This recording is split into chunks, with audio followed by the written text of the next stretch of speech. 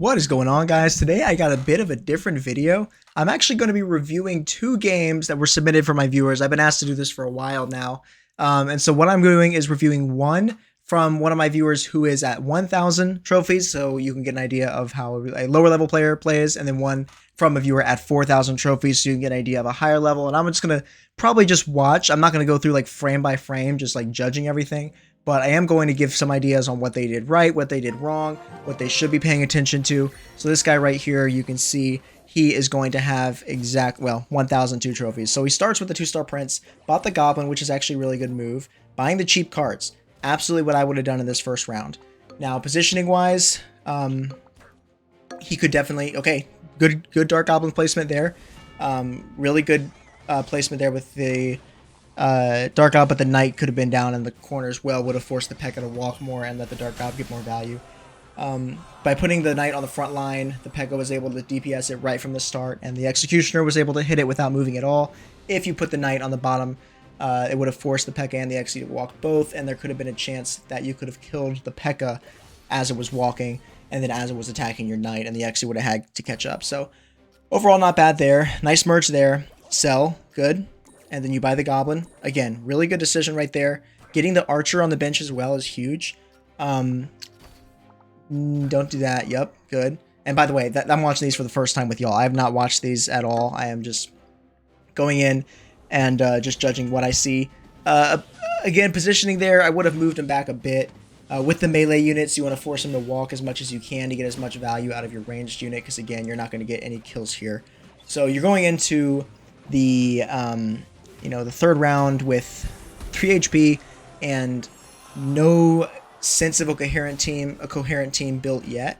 But I got faith in you. You got some good eco built now. I do know the results of both of these games, so I'll keep that from you. But I do know what happened at the end. So he's going for some goblins here, which is smart. I like that decision. I also like that decision. Go ahead and buy the Goblin Machine. Nice. And then I would keep it in there, because that's going to... Oh, really good there. Okay, go ahead and buy the Goblin on the bench. You might as well. But that's exactly what I would have done in that cycle, in that round. Something else I would do, though, is cycle a lot more on your bench. So right here, you're just sitting watching the game, which does absolutely nothing for you. What you should be doing is buying the Goblin, selling it, buying another cheap card, merging, selling. Continue to build up your economy on your bench. That way, you can actually like dive in and go full-fledged in this next round and completely build up your team at several stars. So there's no reason that you should have had to wait until then to actually buy that Goblin and merge and sell. You could have done that a long time ago. I would have bought the Queen there and sold it as well at this point, unless you were going for the Clan Avenger, which is what I would do. At this point, when you have a 3-star Barbarian, you're preventing anybody else from going Clan Avenger. That's what I would do. You're going to go for the Dark Gob here. Really interesting there. I wouldn't have done that. Like I said, I would have completely sold off everything not needed, because you have plenty of Elixir at this point, and I would have gone for Clan Avenger or Ranger if you wanted to do that. Two very strong teams that you were already most of the way to, and you decided not to. So definitely not what I would have done there, but you do have some higher stars now, which is a good spot to be in. Somebody did die as well. Obviously, I like that you're playing Spirit Empress. That's the most important thing. If you guys are not playing Spirit Empress, then lock in. Use Spirit Empress. Let's do... Yeah, I don't quite know what you're doing here. You could go for Assassins now. You have... Okay, there you go. Yeah. So I think you are going to go ahead and go for Assassins. You got an Archer as well. So you have a lot of ways you could pivot. You could go for Clan Avenger. You could go for Rangers. You could go for Assassins. Not sure what you're doing here on the bench. You really need to sell something, because you have high star cards in your field, but they're doing you no good if they're not providing you synergy. That 3-star Barbarian is doing absolutely nothing if you're not going for Clan, because it's not a good high stat card. Use that card to sell it, get the Elixir, and then you can just go ahead and go for, the comps that are actually going to win you games at high levels. Because you can use high star cards at 1,000 trophies, but when you get to 3,000 trophies, especially 4,000 and above, you need to be very directed towards a specific comp, because you can't just float through using cards like this. So what I would do at this point is go ahead and I would still go for Clan Avenger, especially because you already have the 3-star Barbarian, which is blocking people. Another thing that you haven't done once this game is spectate somebody else. You have to be scouting. You have to be spectating. You have to know what they're playing. If you don't know how to spectate, you just got to click on their name across the top right up here. You can't see my cursor. That's okay. But it just click on their name across the top, and that's all you got to do to spectate. Okay, so you decided to go for the 3-star archer, which is fine, but then go ahead and get your princess. You just got to commit to something. And again, I know I'm going in on this guy, and he's at 1,000 trophies. But if you want to get better, then you need to hear exactly the things you need to change. So just commit to a build is what I would say. Just from just to anybody. Like, you cannot just float through just playing some of this, some of that. A little bit of rangers, a little bit of assassins, a little bit of queen, just in the middle of nowhere. And then yeah, you still have that goblin machine, which is providing you no value. I mean, yeah, it's a decent card and you're gonna get some stuns, but it's so weak, and you have the goblin who's faster and can get in front of other cards faster. Even the barbarian is going to do more damage. What I would do, yeah, I like what you're doing, but at this point, just sell the queen, sell the barbarian, sell the goblin machine. You have the golden knight, that's good. Good sell on the barbarian, I like that. Now you have the elixir. There you go. You're already seeing you have the elixir now to go for cards that you need. Go for, the 3-star on the golden knight, which is huge. There's a princess right there. If you would have sold the goblin machine and bought the princess, that would have been the coolest thing. So just make sure that you're very, very aware of what cards you have and what comps you can go for. And if you're a new player, then I get it. There's going to take some familiarity. You gotta build out that familiarity to understand, okay, well, I have an archer and, a dark goblin. All I need is the princess, and so you're just cycling frantically to try to get the princess.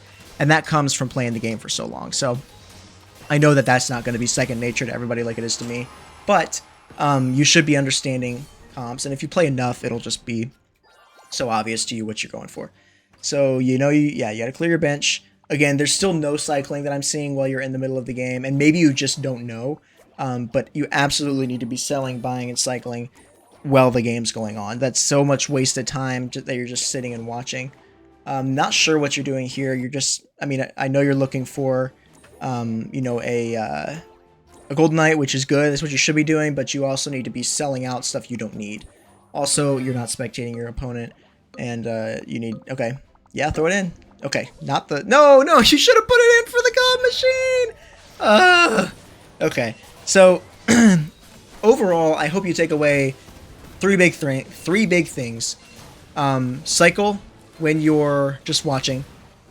Go for a committed team. If you need to know what teams to play, then watch my videos. All of my videos, I just talk about different teams. Go for a specific team, and then, just spectate. You gotta spectate. You gotta know what your opponents are doing. What just happened there? Was that a tie? They just run out of time or something? What was that? I've never seen that. That was really, really weird. I don't know if that was a tie or what exactly was going on. By the way, guys, I know it's an iPhone format. It's not as big as my iPad, so it might be a bit small, but if you need to crop in, feel free to do that, or if you need to, watch it on a bigger device, that would help too. But I hate splitting the stuff. I think you need to see it. You need to, to see how it all works together. You need to see it all at once on one vertical screen. I think that's just so much clearer. So hopefully it's not too small for you guys. Yeah, you're just looking for the golden knight. I understand, but you gotta understand that he's blocking it. It's sitting on his bench, or it's sitting in his shop right now, and there's just no way you're gonna get it. When you cycle through the shop 14 times, you gotta understand what cards you're just not gonna be able to get, and then if he's blocking you on something really important, then you can still pivot your team. Looks like Royal Ghost is going to carry you here because Royal Ghost is still very, very good, even though, people are learning how to deal with him. You got it. Yep, clutch up. Yep, nice. Okay, good win. Whoa. See what? That's weird. So how it kills both, I don't know. I don't understand what happened there, but this was a pretty good win from this guy. Again, just take away the things, spectate your opponents, make sure you go for a committed team or a specific team, and then, make sure that you have a very good idea of the cards. Where's the other one? Here it is. I think this is the right one. Yes. Okay. So this is the second video. This guy is at 4,000 trophies, and unfortunately doesn't have audio, so you're just gonna have to, listen to me yap. I could hum. Okay. So he goes for the bomber there.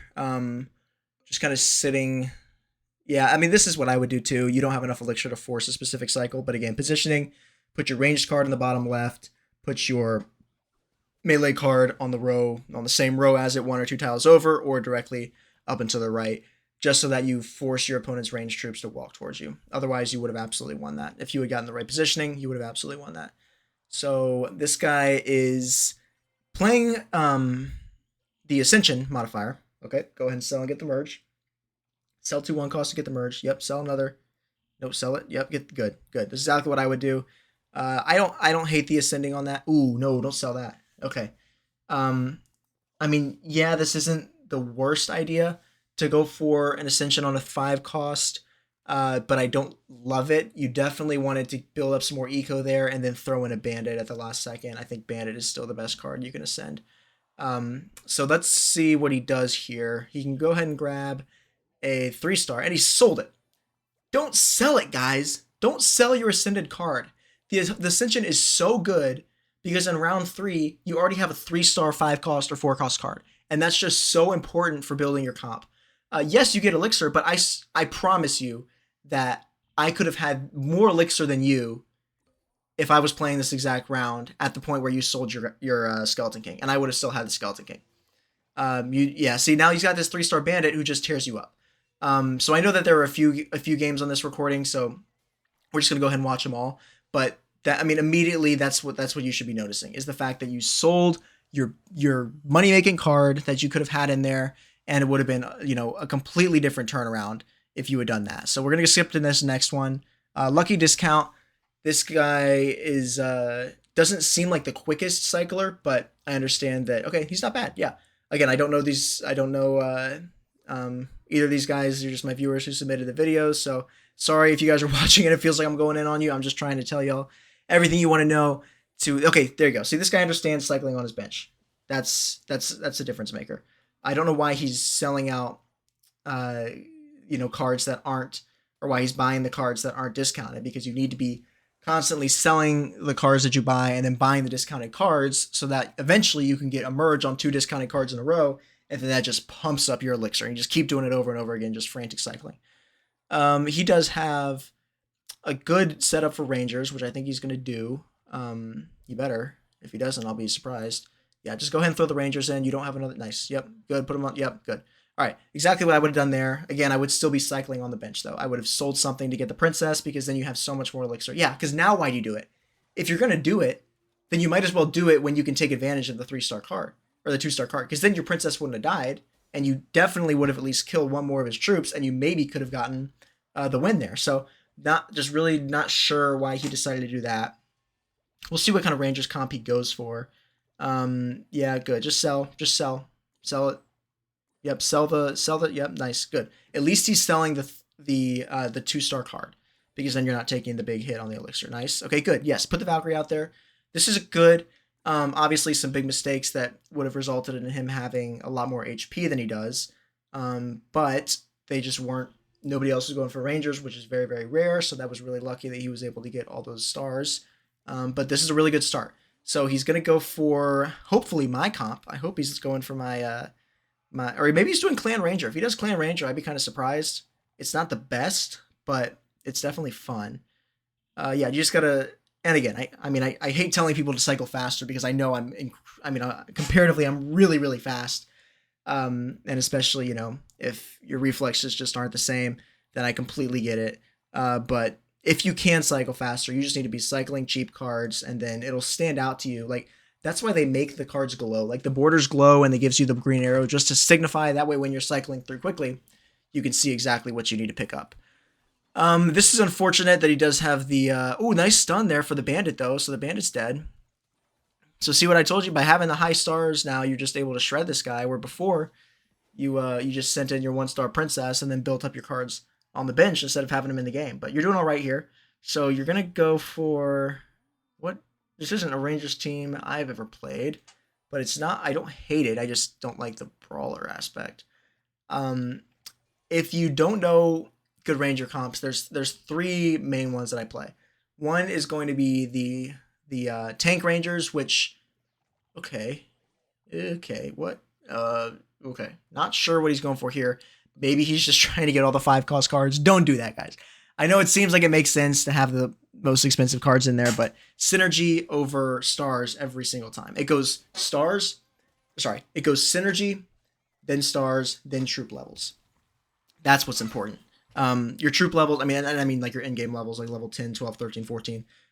Yeah, that's far less important than your synergy, which is by far the most important because of the boost it gives your entire team, and then your stars. So I'm not sure exactly why he's going for this. Yeah, empty shop, that's what you're going to run into, especially with this modifier. So what the teams I would run are the Tank Rangers, which is going to have Valkyrie, Knight, and Goblin Machine. Each one of those individually synergizes with one of the Rangers. It provides them with extra damage due to the Knight. It gets you a huge tank up front with your Valkyrie who can heal. Your Goblin Machine is going to generate you a Goblin every turn, which is bonus eco. Plus, it can stun your opponent's backline. And I mean, especially stun things like a Bandit or a Queen that you're playing Rangers into, which can be very, very helpful. So that's the team that I normally like to run. Now, there's also CC Rangers, which has a few variations. But instead of having a ton of tanky cards, because the thing with Rangers is you want your... unfortunately, he does lose this here. But I'm going to go ahead and finish my talk on Rangers. The thing with Rangers is that you want your Rangers to charge up as much as you can. So you're going to do that, two ways. One is by having really tanky cards up front, which is the Tank Rangers. The second is by having cards that can stun a lot. So those cards are going to be Goblin Machine. Prince is okay, especially because it gives the damage buff to your backline. But Goblin Machine, G Skelly especially, Prince, and then Bandit. I like to run Bandit in mine. Bandit, G Skelly, and Prince. Bandit, G Skelly, and Goblin Machine. You are sacrificing the damage boost, but Bandit is just so good if you can get your hands on her. And that team focuses on stunning your opponent's front line so that you can charge up your Rangers by attacking them. And then the third one is just Clan Rangers. It's very rare to play it because, almost everybody's going for at least one of those two teams. So you got to, have a really easy lobby to play it. But that's a really fun one too. Not actually the best, I don't think, but it's fun to play. If you get a chance, try it out. But hopefully this helped out, especially the two guys who submitted the content. If it did, please let me know in the comments. If it helped anybody else out, let me know in the comments. I'd be happy to keep making more of these. It's kind of fun to watch other people play because it's just all so clear to me. And I know like in the moment you're just frantically thinking, but hopefully this helps you out a bit. So if it did, I would really appreciate you leaving a like and subscribing if you haven't already. Thank you guys for watching, and I will see y'all in the next video.